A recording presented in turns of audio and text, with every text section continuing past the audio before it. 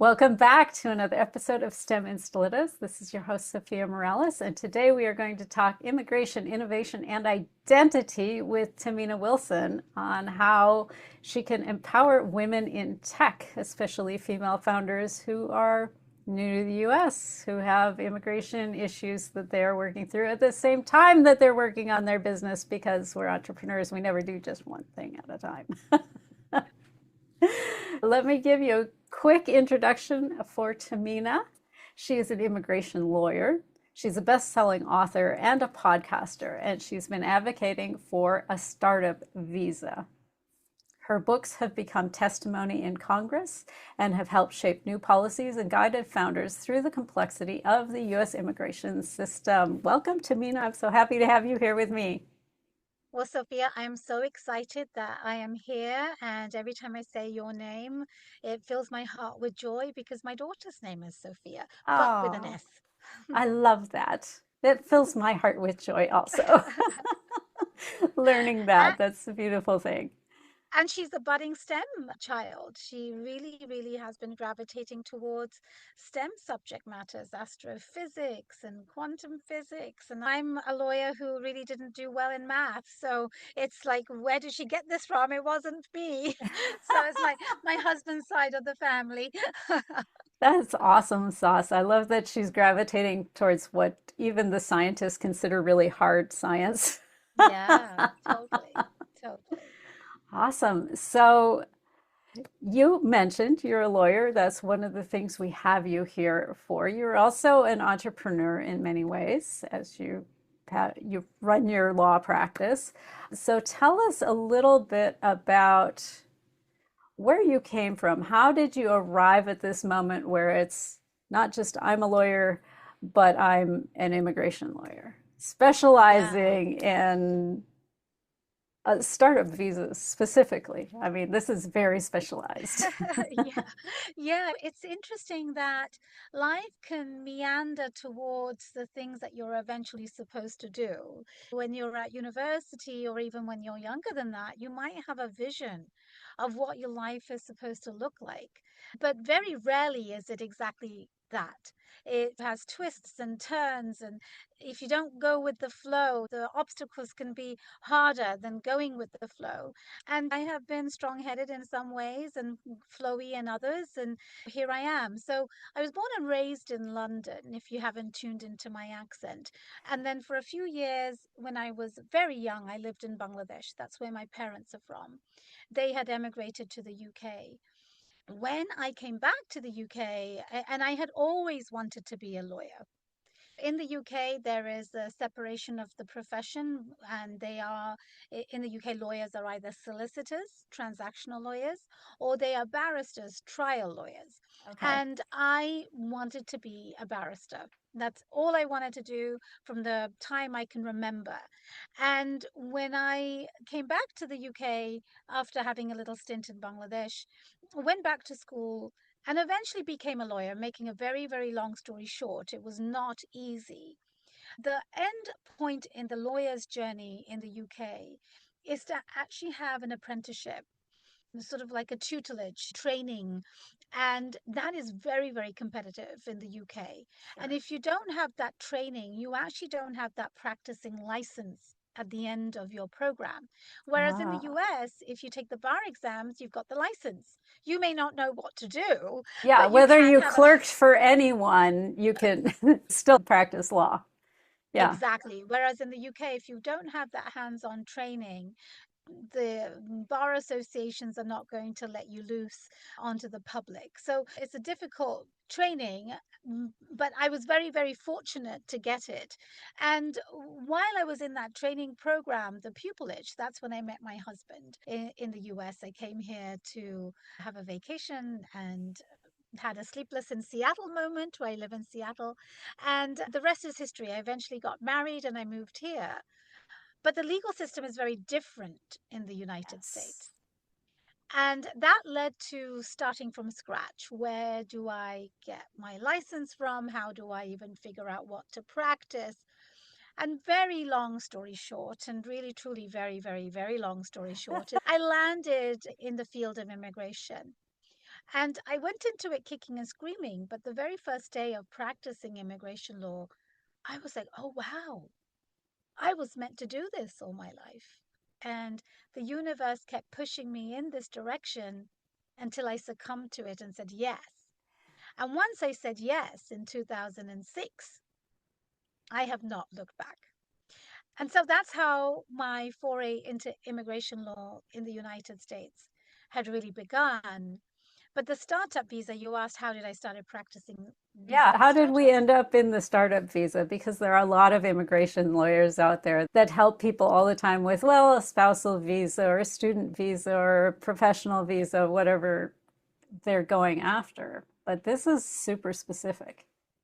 Yeah, and I'm so glad you asked that. And just to give a visual, if I may, to your listeners, immigration can be like in three big buckets. There's the family-based immigration, there's employment-based immigration, and there's humanitarian, which is a catch-all for everything, going into court, Right. All of the, asylum. yeah, asylum from my country because if I go back, I'm going to die or something equally horrible. Yes.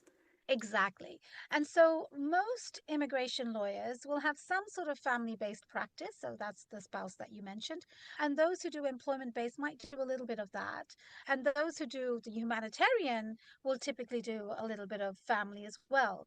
But the humanitarian and employment don't necessarily go hand in hand. Yes. So I practice primarily employment-based immigration, and that really means that you're helping employers with their employees' visas or green cards, or you're helping individuals who are starting their own businesses.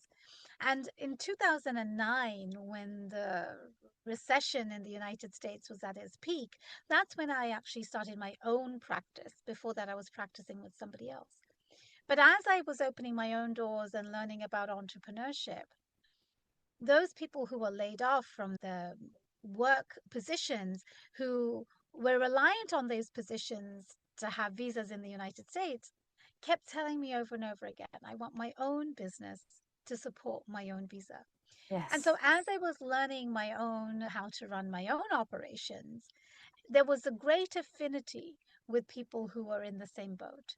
And I could see the potential, the enthusiasm, the vision that they had.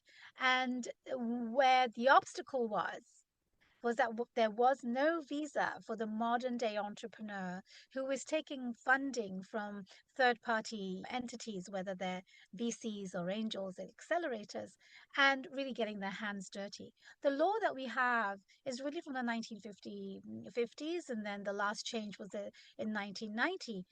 But if you think about how the world has changed since, Oh my heavens. If you took 1950s knowledge and plopped somebody down into today, they would think that they were living in the Jetsons. totally. And I love that you mentioned the Jetsons because I actually think of that cartoon quite often. And I think your listeners in particular will appreciate the movement of the STEM fields from the 2000s to the 2010s to now the AI revolution. And our immigration laws have not changed. And so, what I found was that a visa that was absolutely essential in 2009 and continues to be essential today would be a visa specifically for founders of startups. And that's what we do not have.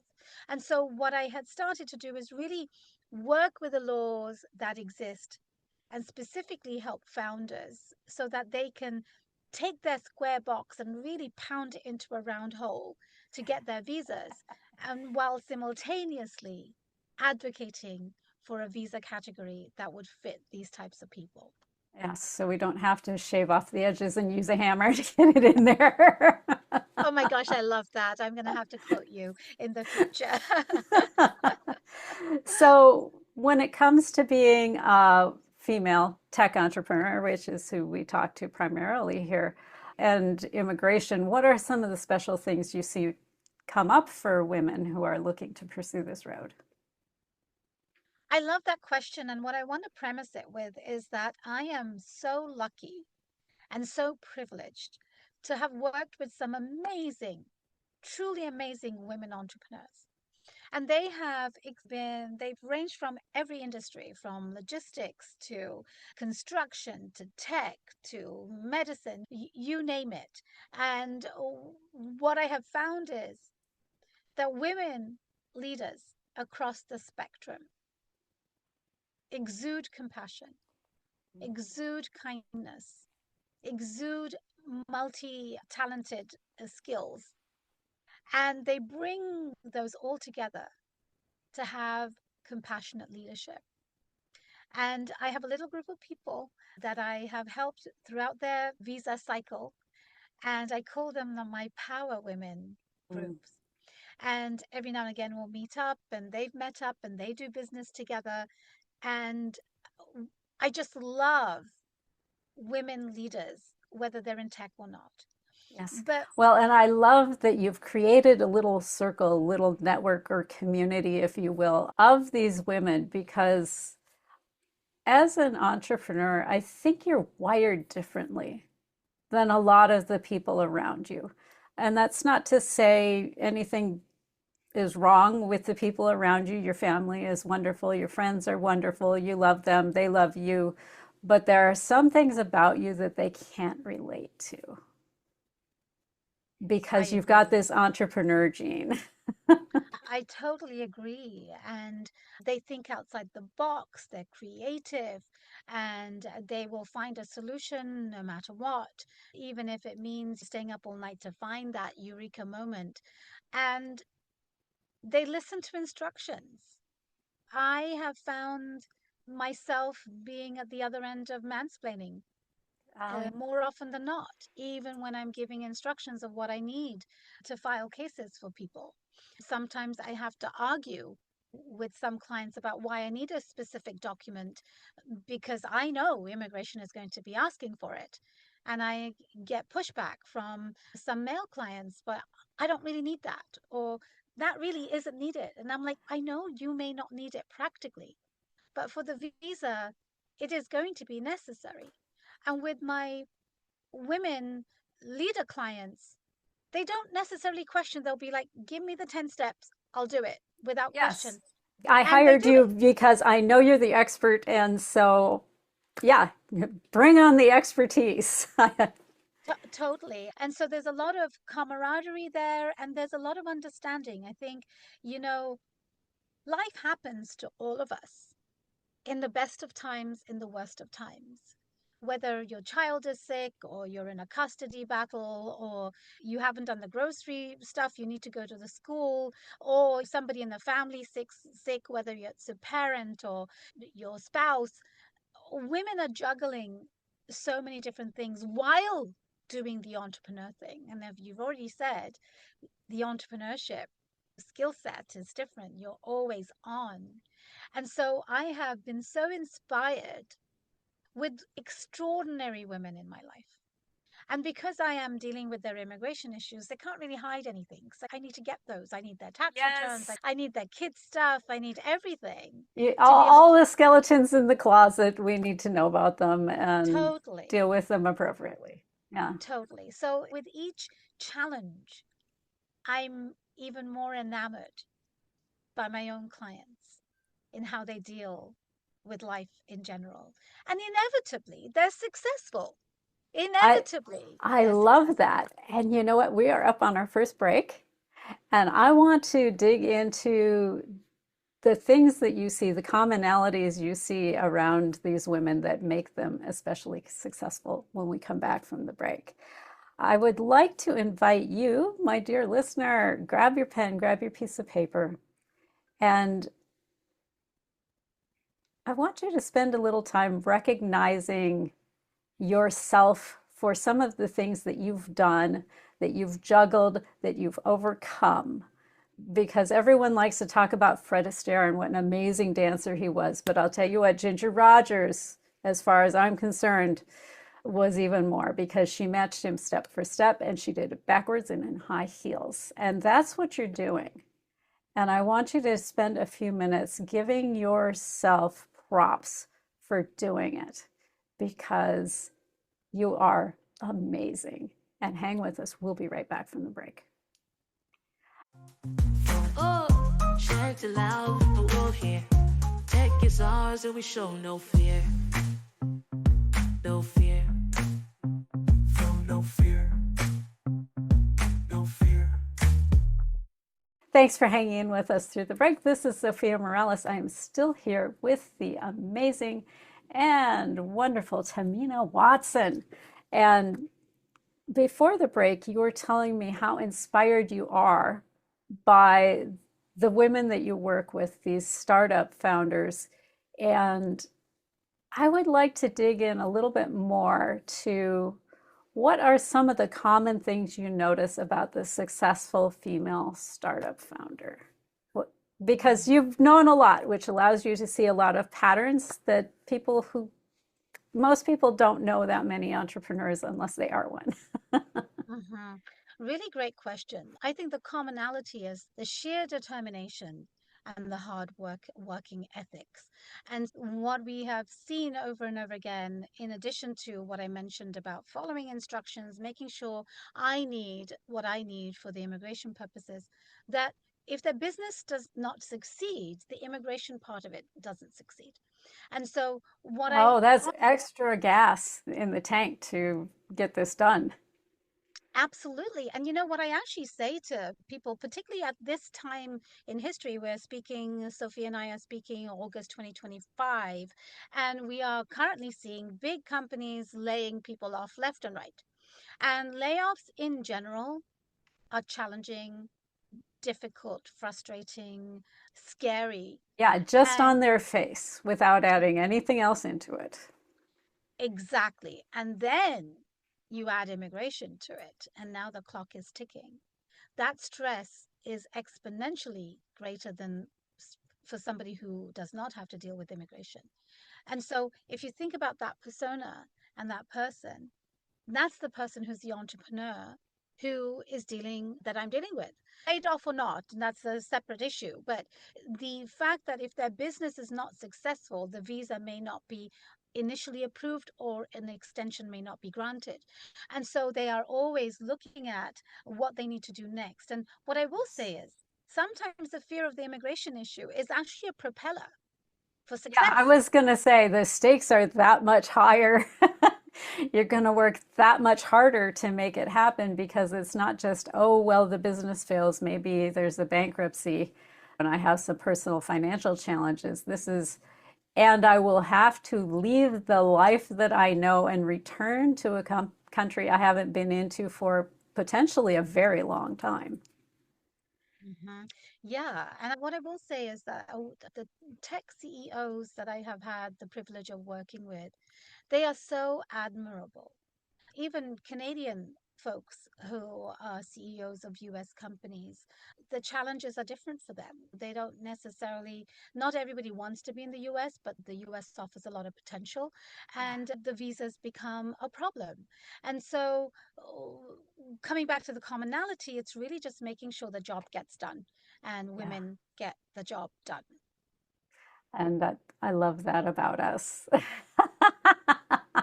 Yeah, I love that totally. about us a bunch. And I think we were talking over the break that a lot of times we don't give ourselves enough credit for what we accomplish because we compare our business checklist to a guy's business checklist kind of mentally in our head and go, I only checked off 3 of my 4 things today.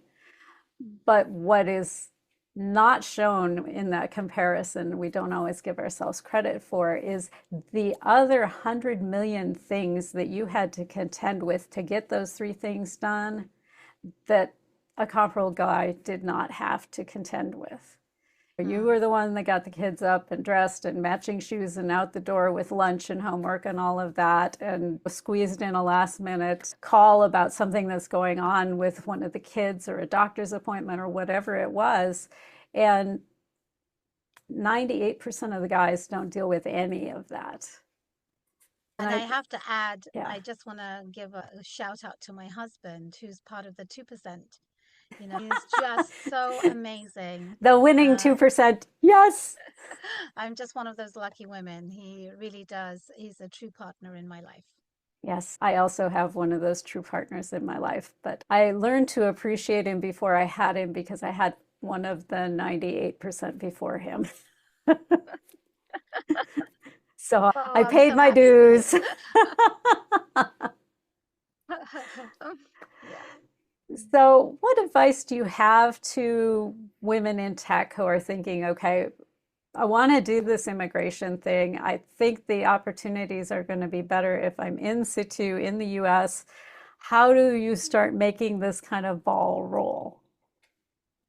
hmm It's really interesting because there are many statistics to prove this, that women are underfunded as a category of startup founders. Yes. Um, And that's one of my fueling motivations behind this podcast. and so, what I want to make sure that every woman understands is be your own advocate. And often the funding part can unlock immigration. And Absolutely. I strongly recommend that anybody who is looking to expand their businesses into the United States or start their companies in the United States with external funding, please read my book, The Startup Visa. You have to show funding for any of these visas, whether you're capitalizing it by yourself or with friends and family or from your foreign company that's funding it here, but you may need funding from external sources.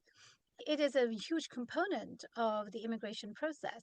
So, learning which visa needs that external funding, or convincing the funders that, look, if you give me the funding, I can absolutely be in the US. It's a chicken and egg situation. And Yes. what happens for immigrant founders is a double whammy. Not only are they women, but they're also immigrants.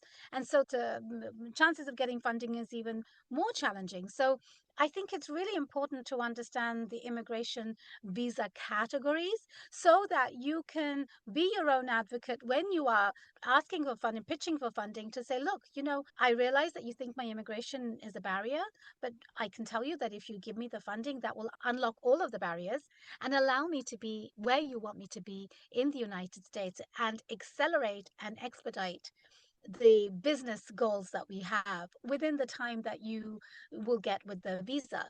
And so knowledge is power. And that is exactly what I was trying to do with my visa guidebook. I have two.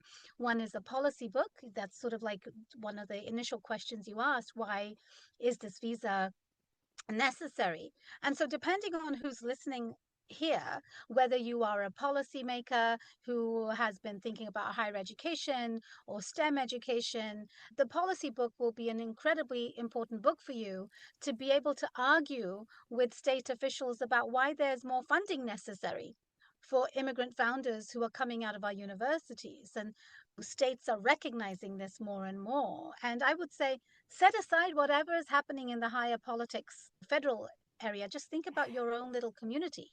Yeah, How can you exactly. propel? How can you propel your community? How can you, politics is always local.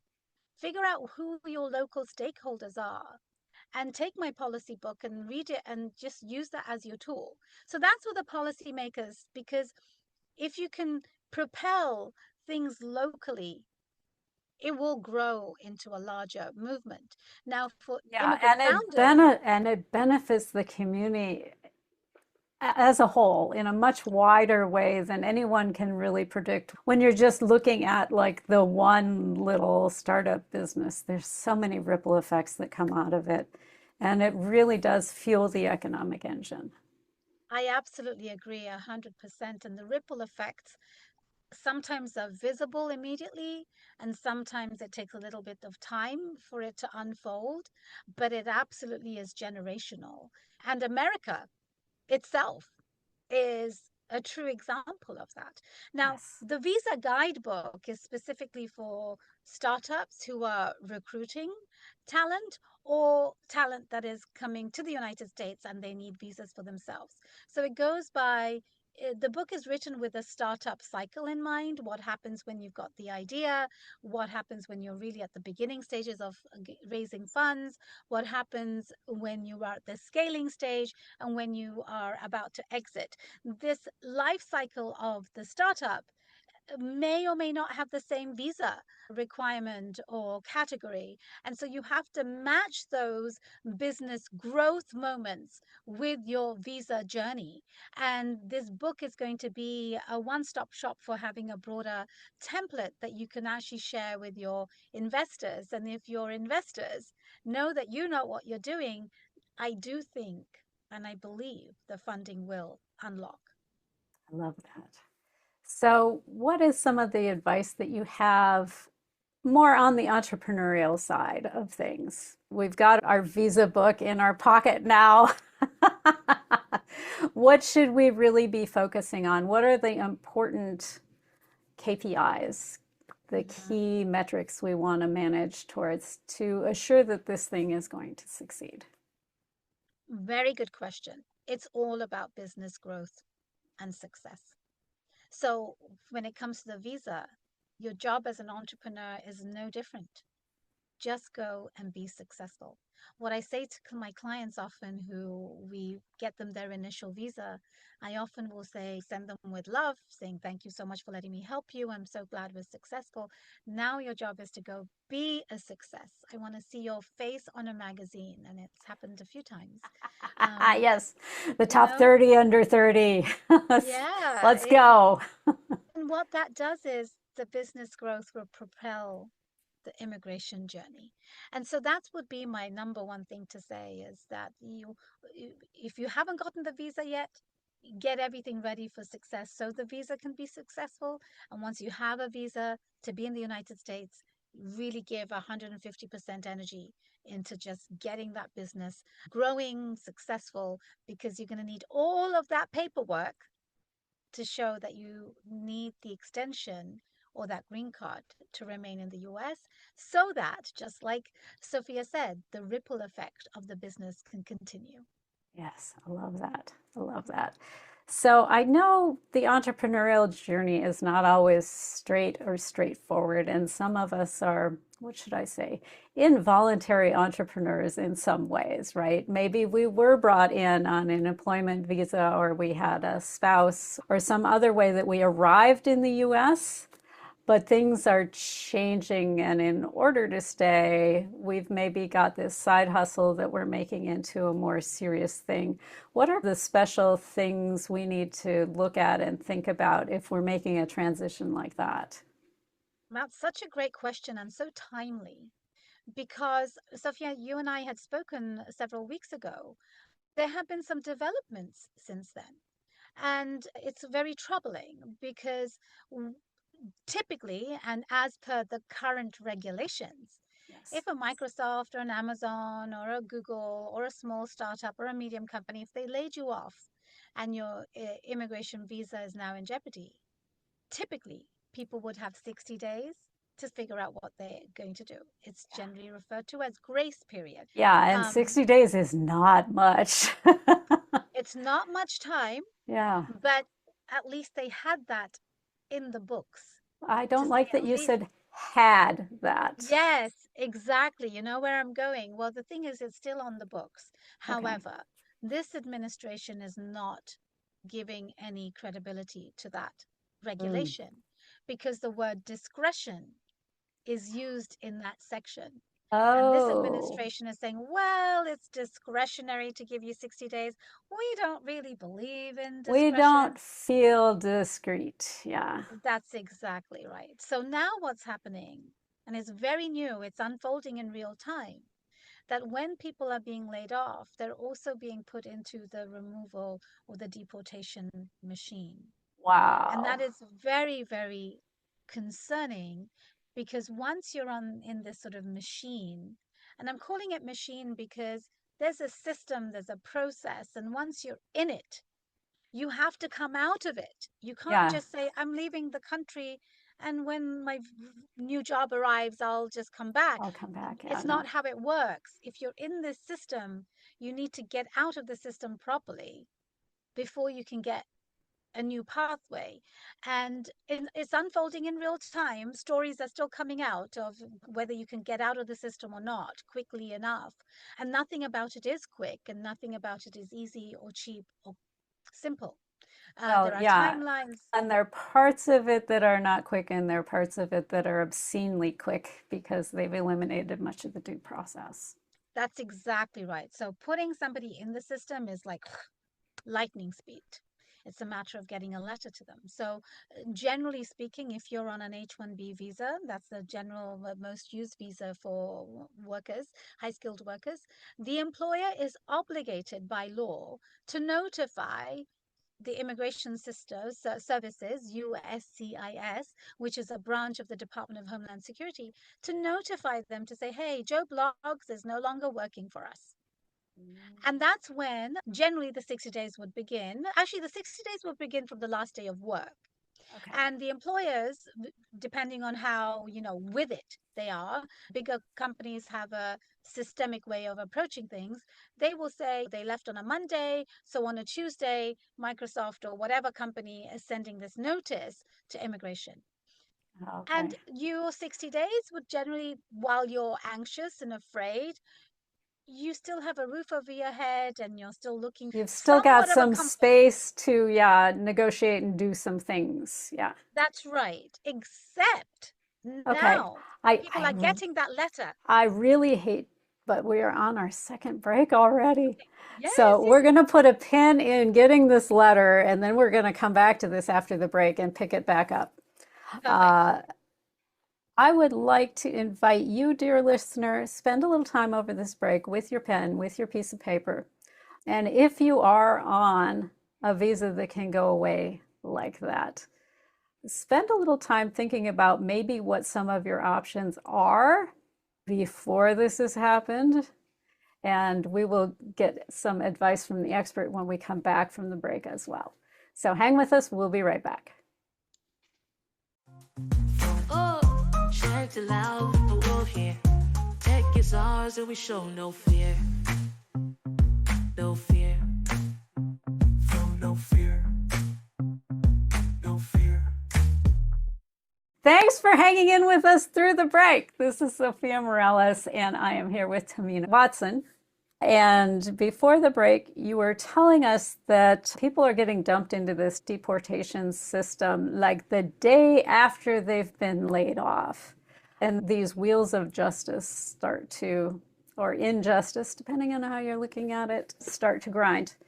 And the discretionary cushion that was there has pretty much effectively been evaporated. So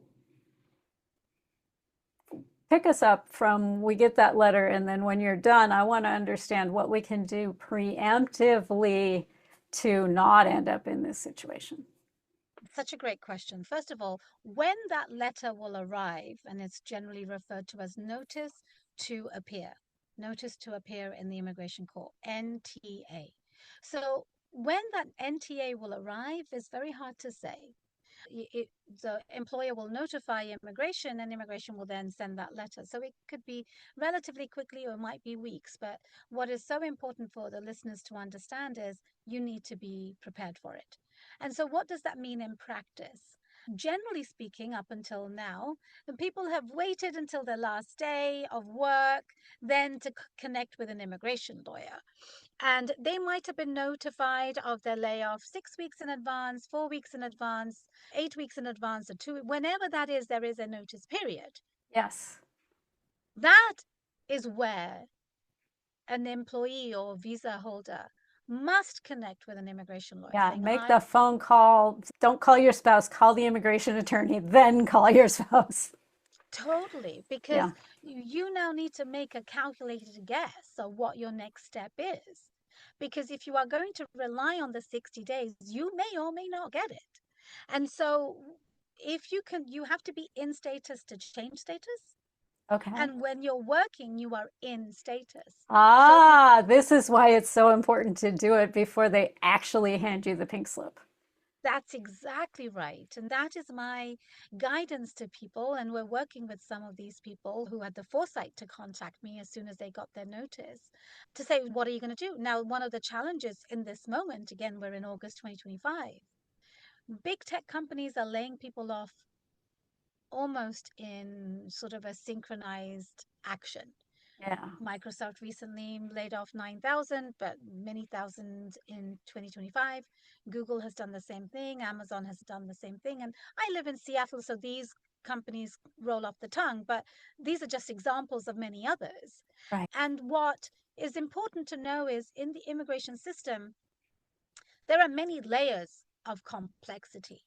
Even if you have not been laid off, by virtue of other people being laid off, that company cannot now proceed with a green card application that was Oh, ongoing. yes, because they just whacked a bunch of people. They can't possibly need specialized technical help because they just got rid of a bunch of it.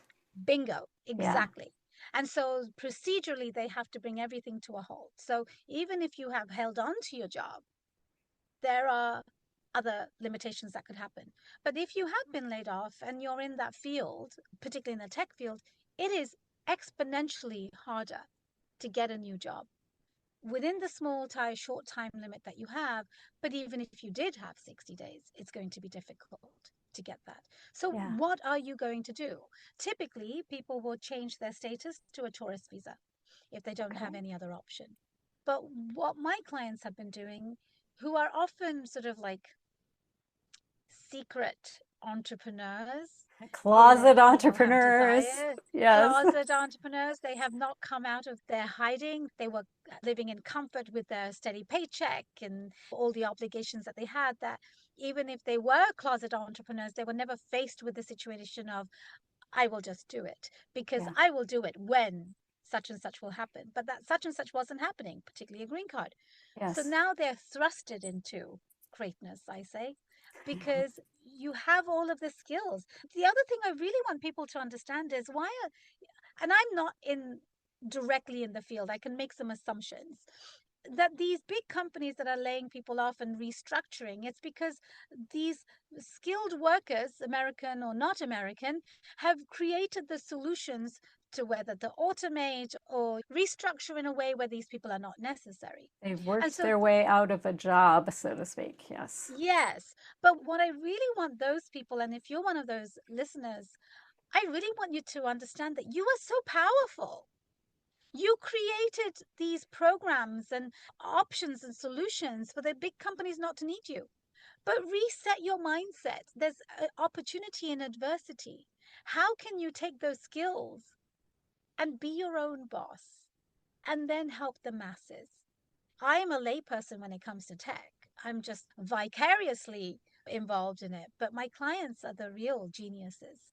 And if I can empower just one person to say, go and get your heart's desire met in this moment and have your own startup that can support your business, and take all of those skills that you learned and you have to talk yourself out of a job, to create your own job, and then empower the people around you. We're going to need Yeah. your help. So that's my message to people, that I do not love be that. disheartened. So let me ask you something. If I were a tech worker who's here on an what is H2B? H1B. H1B. I'm inherently at risk, I think, right now with the way the world and the economy is. Would you recommend looking at that visa book and seeing if there's alternatives that I might be exploring? Yeah, absolutely. And what I will add to that is, Sophia, often people are on different categories of visas. There's the L visa, there's the O visa, there's the E2 visa, there's the TN visa, and each visa has its own requirements about what you can do next. And for example, in a TN, the law says you cannot be self-employed.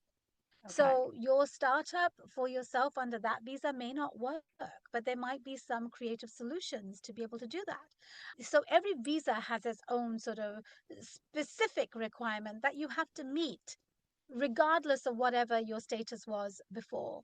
And an H1B worker can move on to an H1B visa. But an L visa, which is a transfer, like you worked at the UK Microsoft before you moved to the US Microsoft, you can't get an H1B visa. So what is your option? And Right. so it has to be very tailored to you. And if you can sort of understand, and one of the things that I did with my book is, I understand people don't have time to read. We don't even have the attention span to read. How can I just give you what you need so you can just read what you need to just keep moving to the next step.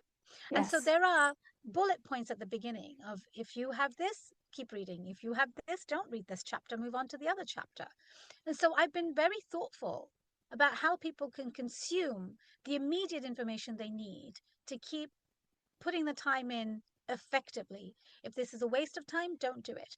And one of the Yeah. most surprising things that I found about this book, I didn't realize how much I would actually refer my book to my clients that I'm speaking with in that moment, because knowledge is power. In the Yes. half an hour I'm speaking with them, I'm giving an overwhelming amount of information. And if you couple that with, I'm stressed, I don't know how I'm going to feed my child tomorrow, or I've got a mortgage to pay next week, and my savings are going to dwindle very quickly, you're not listening to everything I've said. Yeah, it's like sitting with the specialist when he tells you you have cancer and these are your treatment options. It's just this wash of information and a lot of Yes. words you don't completely understand and this huge emotional reaction.